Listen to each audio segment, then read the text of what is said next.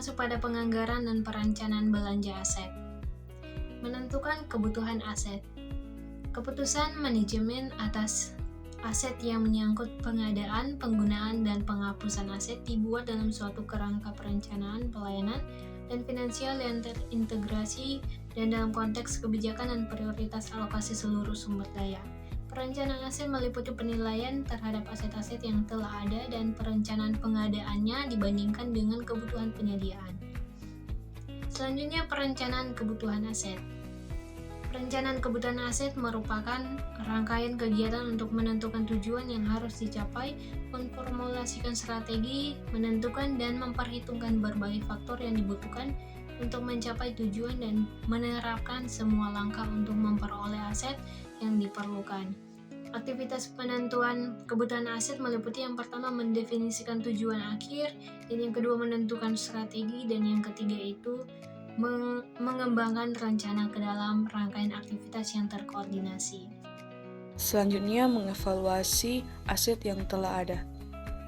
Evaluasi ini untuk menentukan apakah kinerja aset tersebut memadai untuk mendukung strategi penyediaan pelayanan yang telah ditentukan. Evaluasi program pelayanan mencakup evaluasi atas kinerja aset. Kinerja aset ditinjau ulang atau direview secara rutin dengan pembanding praktik terbaik untuk mengidentifikasi aset-aset yang kinerjanya buruk atau membutuhkan biaya yang terlalu tinggi untuk dimiliki atau dioperasikan. Aspek yang dianalisis dalam evaluasi aset, yang pertama, kondisi fisik, yang kedua, pemanfaatan, yang ketiga, fungsionalitas, dan yang keempat, kinerja keuangan. Kemudian selanjutnya pendanaan dan penganggaran. Yang pertama itu ada anggaran negara. Suatu dokumen yang memuat perkiraan, penerimaan, dan pengeluaran serta rincian kegiatan-kegiatan di bidang pemerintahan negara yang berasal dari pemerintah untuk jangka waktu 1 tahun. Yang kedua itu ada sumber-sumber pendanaan. Apabila telah ditetapkan bahwa pendanaan modal sektor publik telah memadai untuk suatu aset, dana dapat diperoleh dari beberapa sumber seperti yang pertama, anggaran pendapatan dan belanja negara atau daerah, yang kedua subsidi atau bantuan dari pemerintah pusat, yang ketiga kerjasama atau bantuan dengan pihak lain. Pengelolaan aset milik daerah, pengertian barang daerah. BMD merupakan bagian dari aset pemerintah daerah yang berwujud. BMD tercakup dalam aset lancar dan aset tetap. Pengelolaan barang milik daerah.